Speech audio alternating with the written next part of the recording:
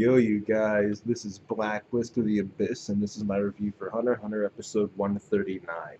And this is late, however, I am just now finishing the episode because life.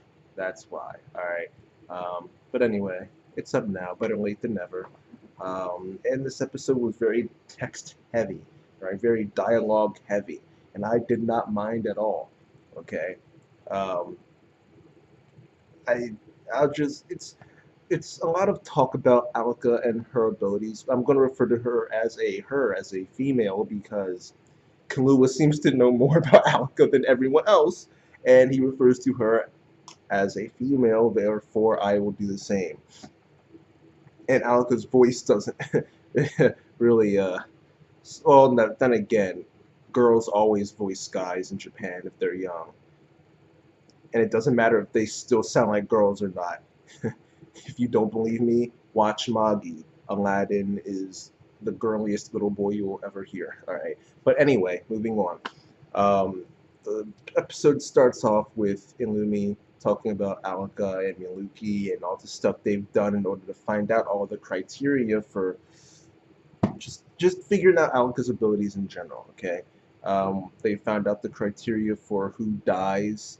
Um, Apparently, it's different if it's two people that die, then it's just that person plus the person they care about the most. However, if it's more than one person, it's still you and the person you love the most. However, it's also all of the other people you've spent the most amount of time with up until the price for failing the request has been paid. Okay?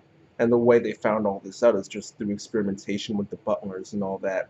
That girl um, last week who Alka was just asking for her organs because the one butler asked for $1 million, so the request level of difficulty was very high. You know that girl. They experimented with that, okay, and that's how they found all that out. Now, Killua, he the thing about Killua and Alka's situation is that Killua is obviously going to ask Alka to heal Gon. However, that is a very, very, very large wish. Worse than it's more difficult than asking for $1 million, like actually, because the restrictions that Gon used in order to beat Pito are so just like, or they're so permanent that medicine can't heal him, money can't heal him, nothing can heal him except for Alka's ability.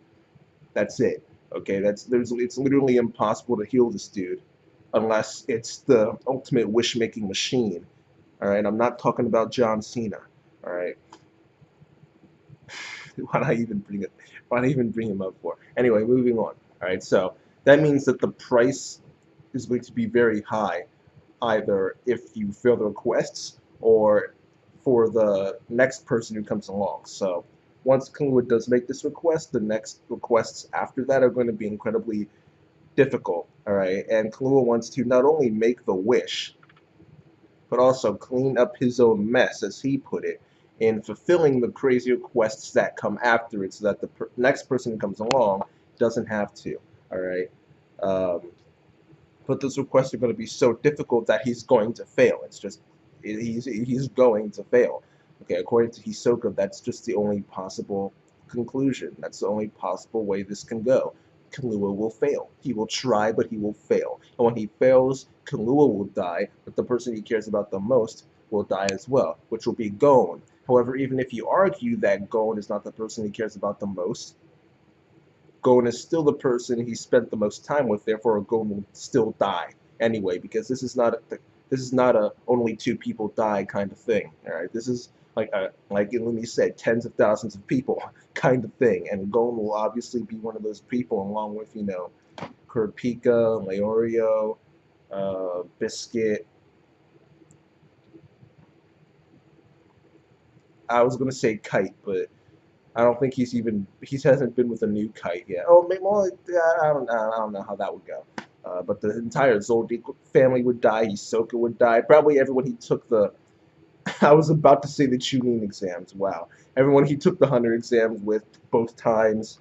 Everyone he met agreed, like just everybody, everybody who's been introduced in the series who has met Killua will probably die. Okay, so that's not a good thing. All right. So Illumi wants Hisoka to go and dispose of Killua if he refuses to stop with this, or if he agrees to stop with it, but Hisoka believes that he's lying. Right? So if he plans on going through with it, then Hisoka is to dispose of Killua. All right. Now after this, we learn more clues about Alika. Okay, because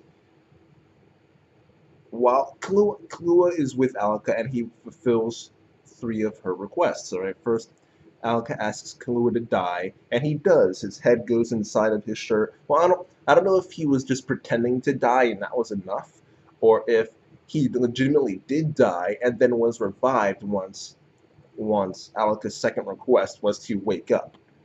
Okay, but either way, Killua was alive. All right. Then the third one was to pat her on the head. All right.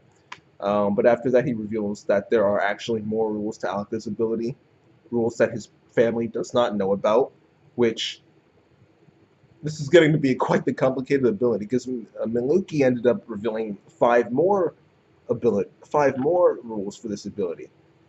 All right, so this is getting to be pretty complicated. There's still more that we don't know about.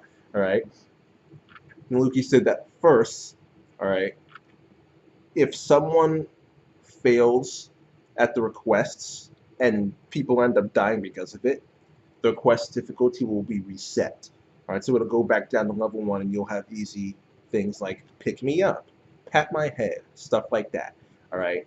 Second, if Alika starts to make requests of people, he will not switch to a different person in the middle. So if he asks you for a request, he's not going to switch just because Joe from down the block walked by her. Okay. All right.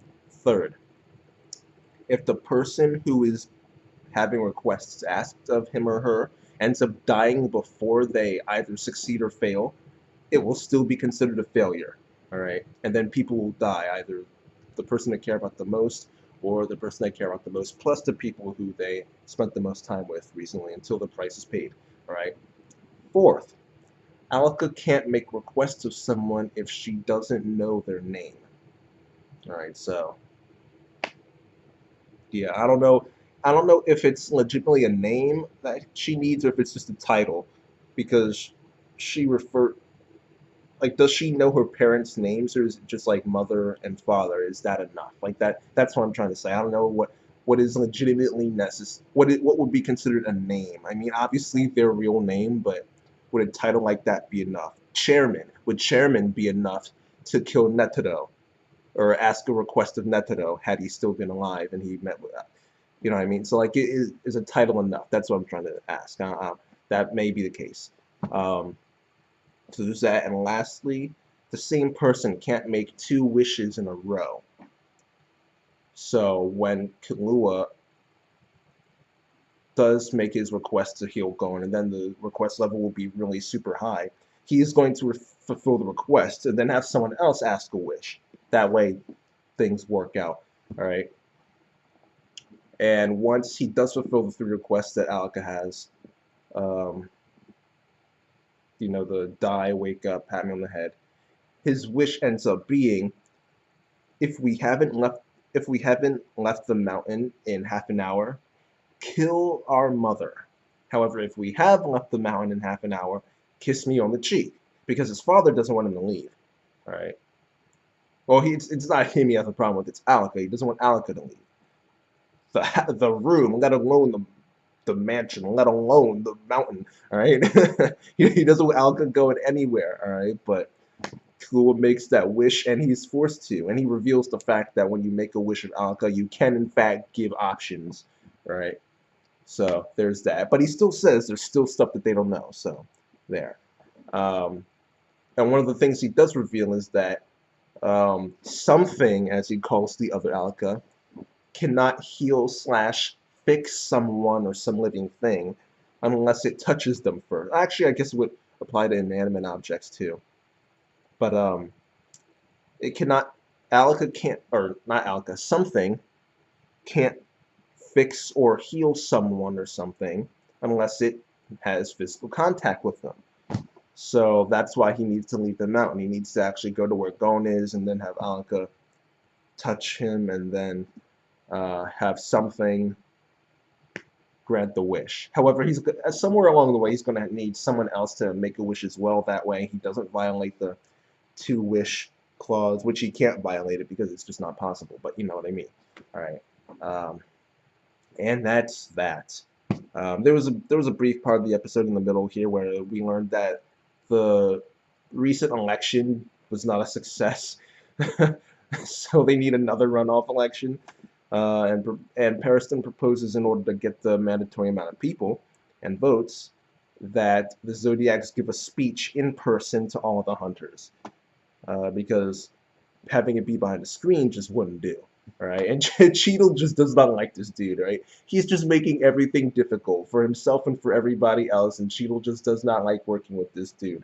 But he's entertaining, and that's all I care about, so I still like the guy. All right, I sue me, all right? I still like the guy. Pariston is freaking awesome. All right, but that's it, you guys. That's it for this episode of Hunter x Hunter, and I'll give it a 9 out of 10. Right, it was very dialogue heavy, but that ending with that wish that I did not see coming at all, and I'm sure most people didn't see coming at all either. And the funny thing about it was that his mom was actually happy about it. She's like, "Oh man, Killua, he's doing something so cruel. Oh, he's so grown up. Like he's finally matured." Like, dude, what was wrong with this woman? Dude, that was funny. That was funny. All right, but yeah, that wish plus her reaction to it just pushed it over the top for me. I was going to give it an 8.5, but that just pushed it over the top to make it a 9 out of 10. All right.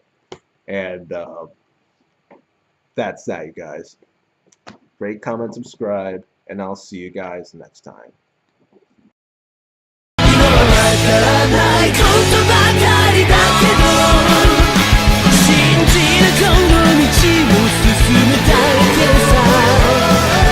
Thank you.